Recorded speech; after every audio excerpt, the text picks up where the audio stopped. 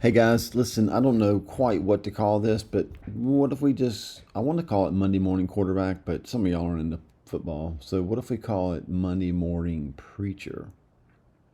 It's basically, so after preaching yesterday, questions that some of you have asked or things I thought of that I thought, man, I wish I'd have said that a little more clearly.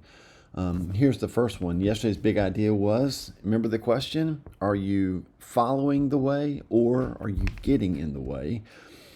And somebody asked me that question after it was over. They said, could you explain that a little bit more? Like, what do you mean by following the way? And what do you mean by getting in the way? So here's what I told them. Hopefully, this will help you if you have some questions.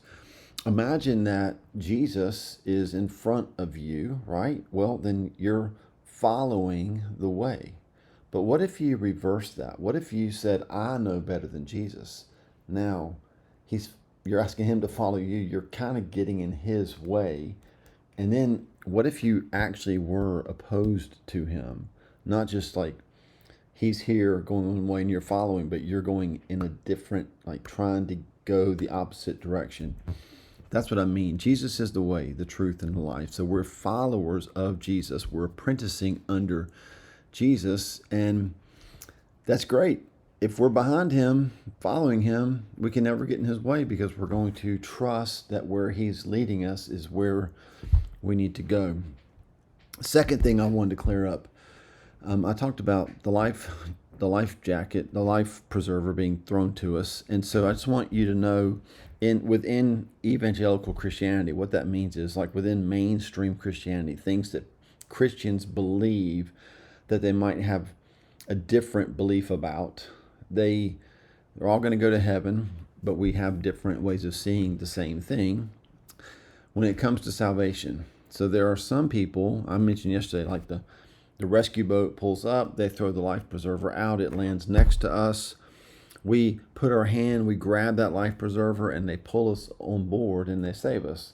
There are some people who would say that you and I could never grab the life preserver, that we literally have no ability to choose that. And so not only do they throw the life preserver out, but then Jesus, is getting in the water and he's helping us put our hand over the life preserver. He's helping us grab a hold of it. He's holding us as they pull us in. Listen, here's what I'd say about that.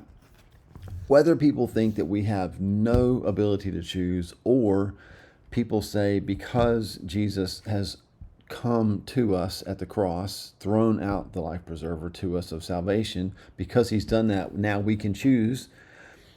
Whichever one of those people land on, my point yesterday was when we get on the boat, none of us are saying, look what we did, right? It's all Jesus. We were drowning in our sins and he rescued us. People will split hairs, and it's not a non-important discussion, but it's not an essential discussion to salvation. So when we get to heaven, we're all going to bow before him. We're all going to throw our crowns at his feet, and we're all going to say, you alone are worthy because you are the one, the lamb slain before the foundations of the earth to save my soul.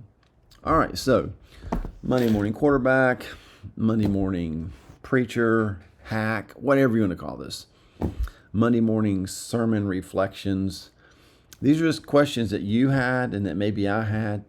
I wish I had said things a little clearer. None of us are taking credit for saving ourselves, regardless of how much we think we can or can't grab that life preserver.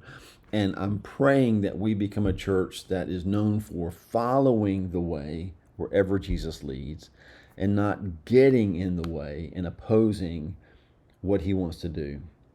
Pray that helps you guys. Have a great afternoon.